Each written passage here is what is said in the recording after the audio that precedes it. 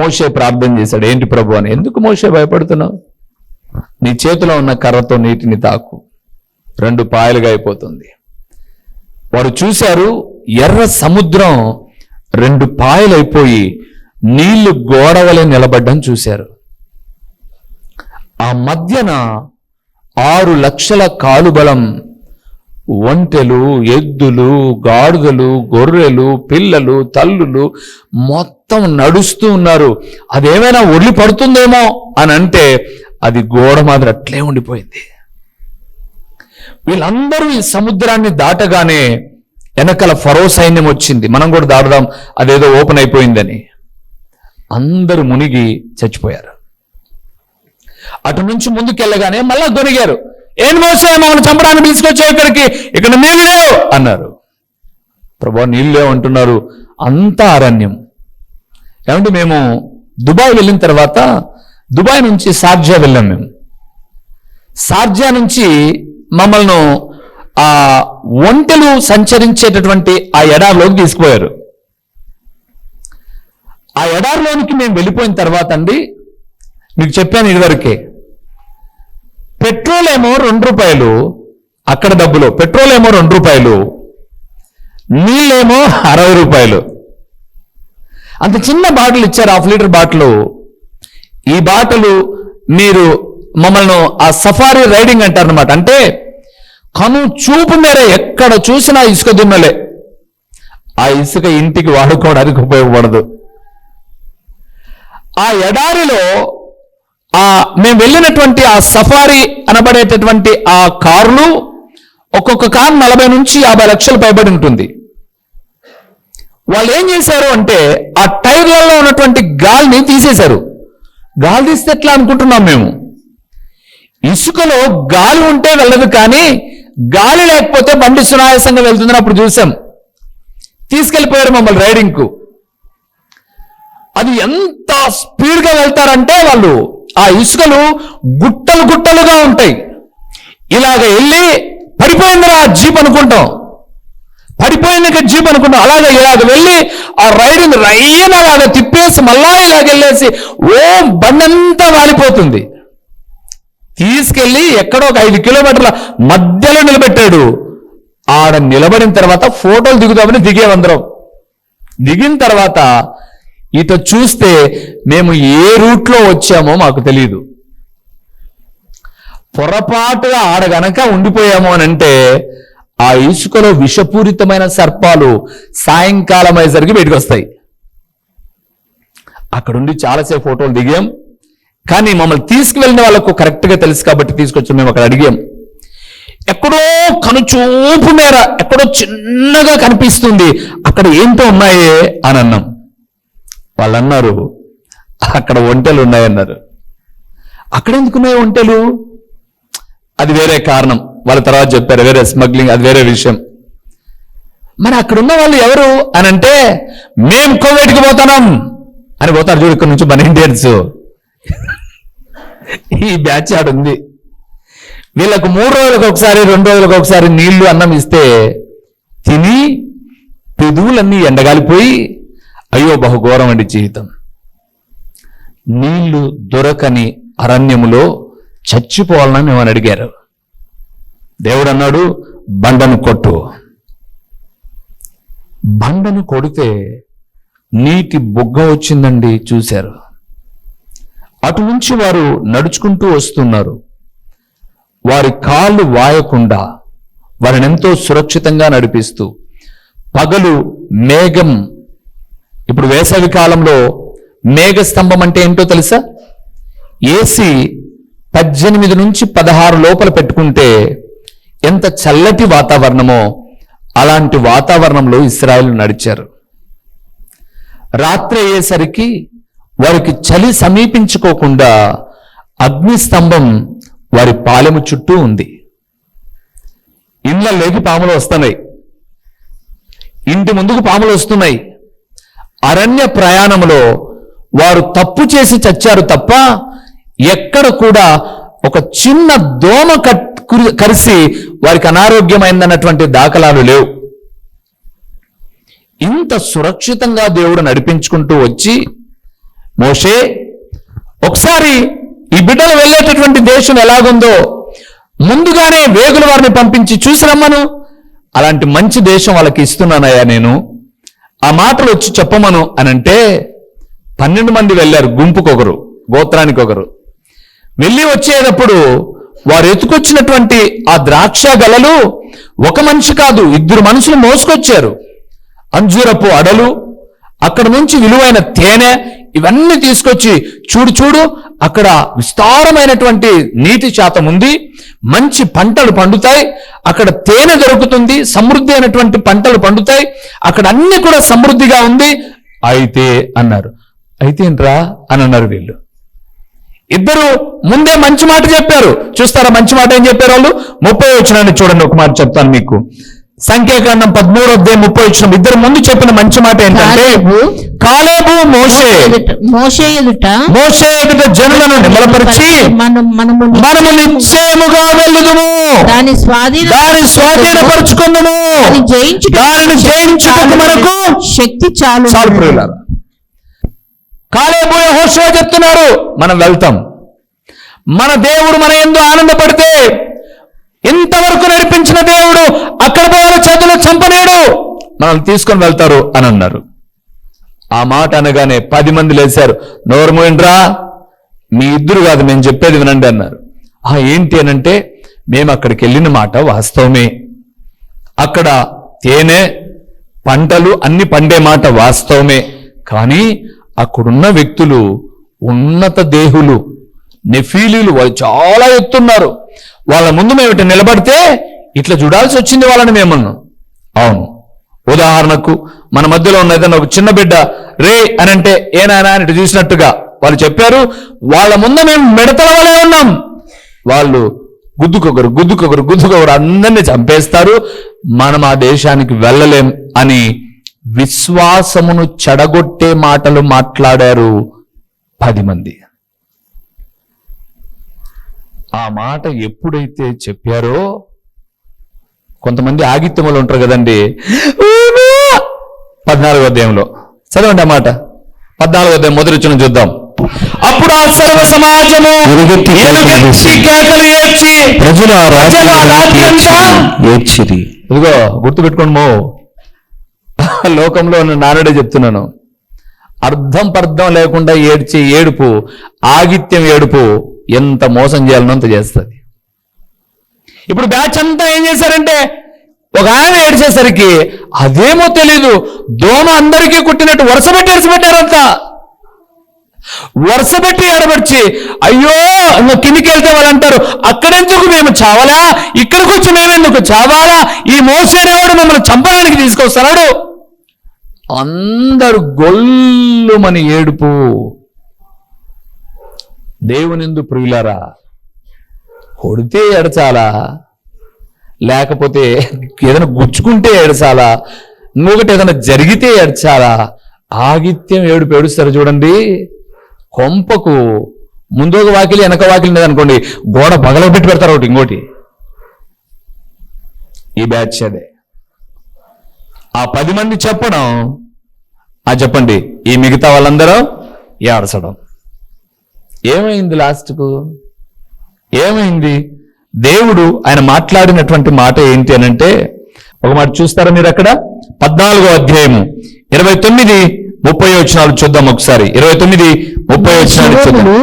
మీ శవములు అరణ్యములో రాలును, మీ లెక్క మొత్తము చొప్పున మీలో లెక్కింపబడిన వారందరూ అనగా 20 ఏళ్ళు మొదలుకొని ప్రాయము కలిగి నాకు విరోధముగా సనిగిన వారందరూ రాలిపోవుదురు.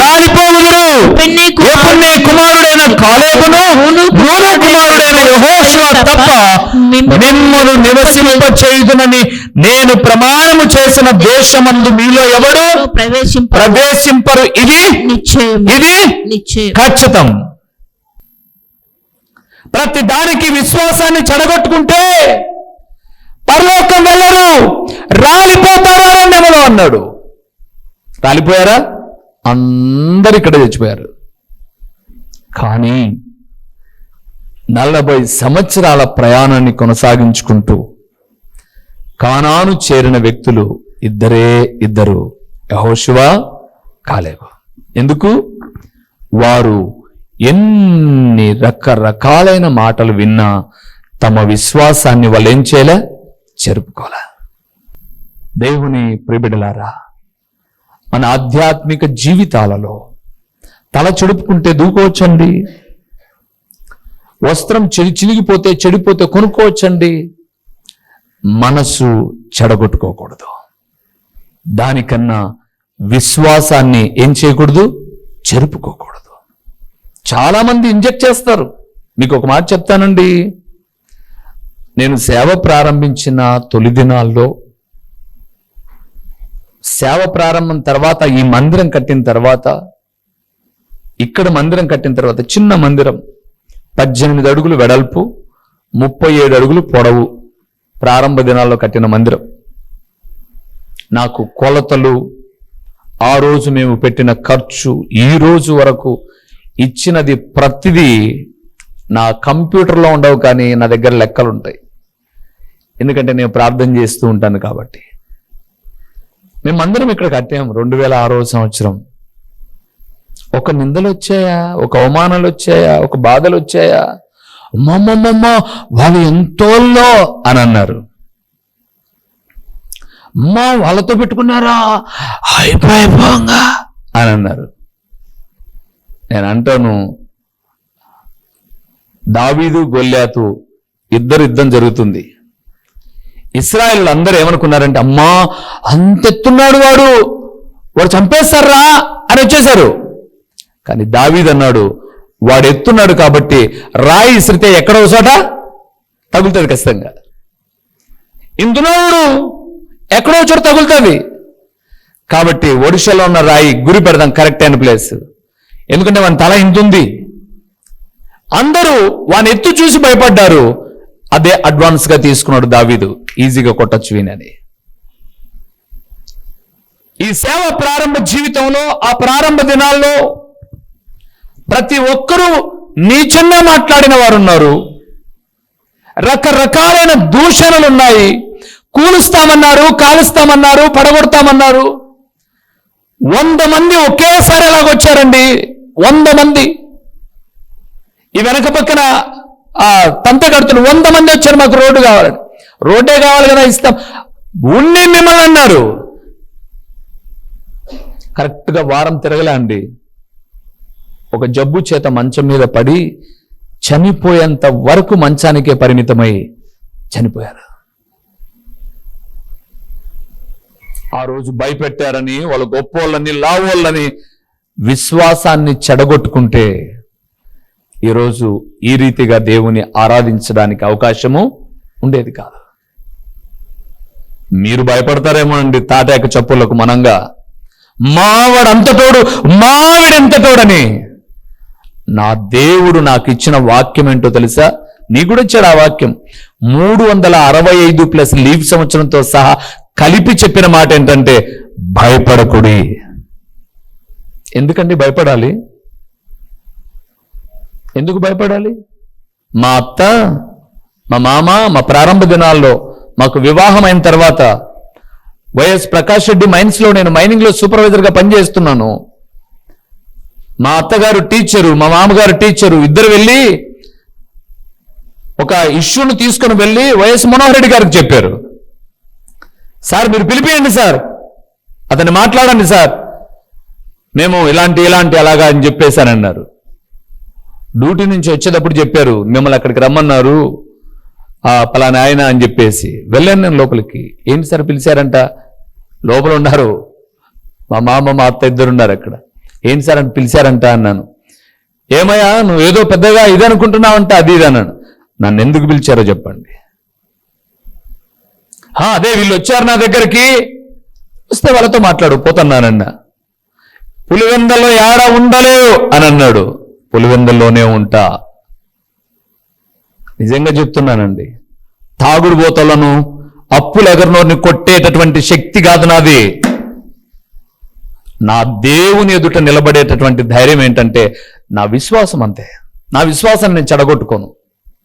అమ్మాయిల కోసము, నా భార్య కోసము, నా పిల్లల కోసము, డబ్బుల కోసము, తిండి కోసము విశ్వాసాన్ని చెడగొట్టుకోను నేను. భార్య భార్యే, భర్త భర్తే, పిల్లలు పిల్లలే. విశ్వాసం అనేటటువంటిది చెరుపుకోను నేను. ఎందుకో తెలుసా? విశ్వాసమునకు కర్తయు, మీరు తర్వాత చదువుకోనండి 12వ అధ్యాయము హెబ్రీయులకు రాసిన పత్రిక.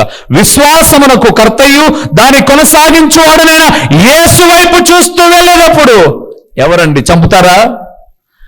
భయపడుతూ జీవితాంతం బ్రతికేదానికన్నా ఒకరు చచ్చిపోదా? అంతే కదా. ప్రతిరోజు చూసినప్పుడల్లా భయపడుతూ బ్రతికే బ్రతుకు అదొక బ్రతుకా? వాడు చంపుతాడా? నన్ను అన్నారు చాలా మంది, అన్నా ఇట్లా పోగాకండి మీరు,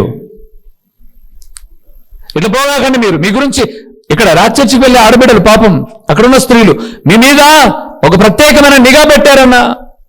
ఏదో సహోదరుడు ఇల్లు కట్టుకుంటుంటే మీరు ఆ పక్కన గుణం తీసేటప్పుడు గద్దించారంట, ఆయన ఎన్నో అంట. సో మీరు ఆయనేమో తిట్టారంట. నేను తిట్టలేదమ్మా అన్నాను. తిట్టారని పుట్టించారు, మీరు దారెంబడితే వెళ్ళవాకండి, వాకింగ్ మీరు ఎట్టు వెళ్ళిపోతున్నారు అన్నాడు. నేను రోజు దాచిపెట్టుకుని తిరగాల దాంట్లో. వాళ్ళు సాయంత్రం చెప్పారు, వాస్తవంగా 10 గంటలకు వేరే మీటింగ్కి వెళ్ళాలి. నేను 10 గంటలకు మీటింగ్కి వెళ్ళాలన్నప్పుడు బయటికి ఎక్కడికి వెళ్ళను, షేవింగ్ చేసుకోవడమా, పని చూసుకోవడమా, తర్వాత పరిచర్యకి వెళ్ళిపోవడమా ఉంటుంది.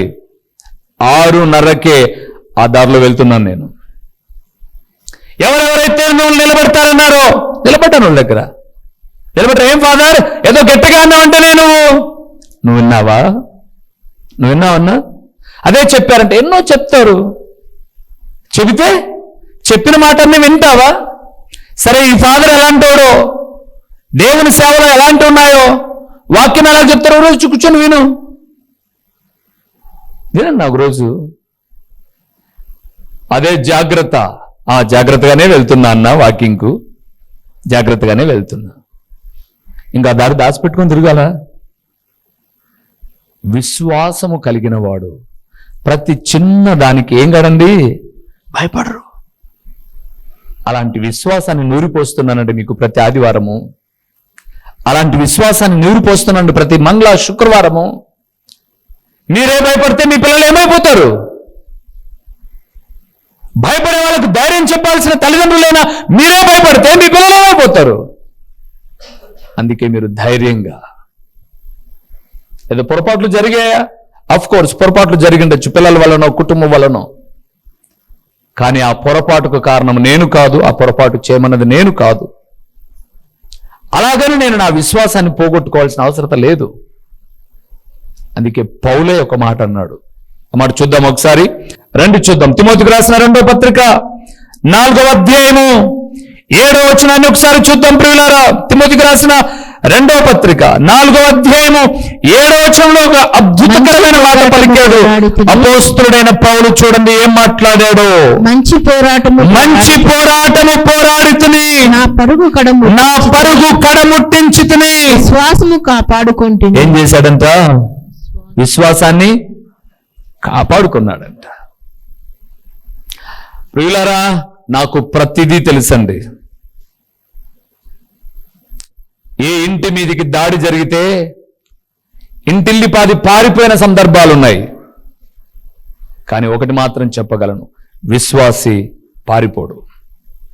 పారిపోడండి. మిమ్మల్ని ఏదైనా జరగాలంటే జరగనివ్వండి.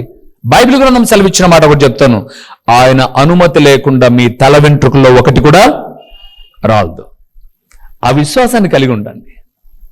భయపడతారండి, ఏదో పొరపాట్లో ఇబ్బందులు జరిగినప్పుడు భయపడతారు. మన విశ్వాసం ఏమైపోయింది? లోకస్తుల వల్ల మనం భయపడతామా? మన ప్రభు మన పక్షంగా ఉన్నాడు. మనలో ఉన్న విశ్వాసము గట్టిదైతే, గింజ గట్టిదైతే ఏ నేలనేసినా మొలుస్తుంది. రేగడలో వేయి, లేకపోతే గరుకులో వేయి, ఎక్కడైనా వేయి, గింజ గట్టిదైతే మొలుస్తుంది. తాళు అయితే, అంటే పొట్టు లాంటి స్వభావం కలిగినదైతే నువ్వు ఇంట్లోనే పాదిగట్టి యూరియా సైట్ ఆ పాటు ఈ పూట అన్ని తెచ్చి కలిపి పొద్దున సాయంత్రం నీళ్లు పోసి అర్ధగంటకు ఒకసారి వచ్చి చూసినా కూడా అది మొలసదు. మీరు ఎలాంటి విశ్వాసులు? విశ్వాసాన్ని చెడుపుకోమాకండి ప్రియులారా, మనసును చెరుపుకోమాకండి. రకరకాలైన బోధలు వచ్చాయి ఈరోజు లోకంలో, అన్య బోధలు వచ్చేసే లోకంలోనికి. ఏం చేసినా పర్లేదు, ప్రార్థన చేస్తే అన్ని పోతాయంటున్నారు. అలాగేలాగా షుగర్ ఉన్నవాడు ఏం తిన్నా పర్లేదు, మాత్ర వేసుకుంటే పోతుందంటే పోతాడు బిరిక్కినా. హార్ట్ ప్రాబ్లం ఉన్న వాళ్ళు ఏం చేసినా పర్లేదు, ఎంత మటన్ తిన్నా పర్లేదు, కొవ్వు తిన్నా పర్లేదు, మాత్ర వేసుకుంటే పోతాది అంటే పోతాం బిరిక్కనా. అలా కాదు, కంట్రోల్ ఉండాలి. లేదండి తిన్న కాలం అంతా తిన్నాను, ఇప్పుడు తినాల్సి వచ్చినా కొంచెం తింటాను మీ తృప్తి కోసం, అంతే. మీటింగ్స్ పెడుతుంటే పల్లవులలో ఆమె అంటుంది, మమ్మల్ని ఆహ్వానించినామా, అయ్యా రేపు ముందే రండి అయ్యా అనింది. ముందే వచ్చిన మీటింగ్ స్టార్ట్ అయ్యేది 6:30కే కదమ్మా అంటే 3,500 బట్టి 5 నాటుకోలు తెచ్చినామయ్యా, వడలు చేసి పెట్టినామనింది. ఈ 3,500 కోళ్ళు నేను ఒకనే తింటానా? బకాసు ఉన్నా నేను ఏమన్నా? అదే మీ పిల్లలు అందరూ తొందర రండి అయ్యా,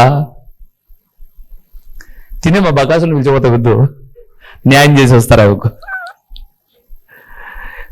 అన్న, మీరు అట్టుండండి మేము చూసుకుంటాం అన్నట్టు న్యాయం చేస్తారు వాళ్ళు. నేను కిరణ్ అంతా పులుచు ఉంచుకొని ఆ పక్కన నిలబడుకొని, అయిపోయింది నాయన మా జీవితం అంటే, ఏం భయపడమాకండి, వాళ్ళ ఇంటికి మేము న్యాయం చేస్తామని వాళ్ళు కొంతమంది ఉంటారు. సో దేవుని ఎందుకు ప్రియమైన వారులారా, విశ్వాసాన్ని మనం ఏం చేసుకోకూడదు, చెడగొట్టుకోకూడదు. నేను అన్నాను, అమ్మ భోజనం నాకు ముఖ్యం కాదు, దేవుని వాక్యం ప్రకటించడం ముఖ్యం. ఎంత తింటాం? ఒకవేళ బాగుంటే ఒక 2 మెతుకులు, మన బిడ్డలైనా బాగుంటే ఒక 2 ముక్కలు ఎక్కువ తింటారు అంతే. 3,500 కోళ్ళు ఇస్తే 5 కోళ్ళంట ఎవరికి ఇవ్వకుండా మీరే తినాలంటే, ఒకవేళ తింటే దివాకర్ తింటాం, మేము తింటామా? ఫ్రిడ్జ్లో పెట్టుకొని, ఫ్రిడ్జ్ హై ఫ్లేమ్లో కూలింగ్లో పెట్టి తను తింటాడు అంతే. ఇంకా మేము ఎవరం తినలేము. ఇంకా సరే, అన్య బోధలు మనసును చెడగొడతాయి. విశ్వాసాన్ని కూడా మనం ఏం చేయకూడదు, జరుపుకోవద్దు. ఇంకేం జరుపుకోకూడదు చూద్దామా? రండి ప్రసంగి గ్రంథానికి వెళ్దాం, 11వ అధ్యాయము 10వ వచనానికి వెళ్దాం. ఈ మాట చదివి నేను ముగిస్తాను దేవుని చిత్తానుసారంగా. తర్వాత ఈ సందేశాన్ని మరలా పునరుద్ధాన దినాన మనం కొనసాగిద్దాం. ప్రసంగి గ్రంథం 11వ అధ్యాయము 10వ వచనం. లేత వయసును నడిప్రాయమును గతించిపోయినవి కనుక నీ హృదయములో నుండి వ్యాకులమును తొలగించుకును. చూడండి, నీ దేహమును చెరుపుదాన్ని తొలగించుకును. 3వది ప్రియులారా, చెడ్డ సహవాసాల్లో చేరి దేహమును ఏం చేయకూడదు, చెరుపుకోకూడదు. లేచి నిలబడండి, ప్రార్థన చేద్దాం. మరలా ఈ సందేశాన్ని కొనసాగిస్తాను. ఇంకా చాలా ప్రాముఖ్యమైన విషయాలు ఉన్నాయి, అది కొద్దిసేపటితో అయిపోయేది కాదు. మరలా సందేశాన్ని ధ్యానం చేద్దాం. కానీ ఇప్పటికి మాట్లాడిన మాట, ఒక్క పాపాత్ముడు. చెప్పండి, మీరు రాసుకోండి అక్కడ. ప్రసంగి గ్రంథం 9:18లో ఒక పాపాత్ముడు అనింది కదా.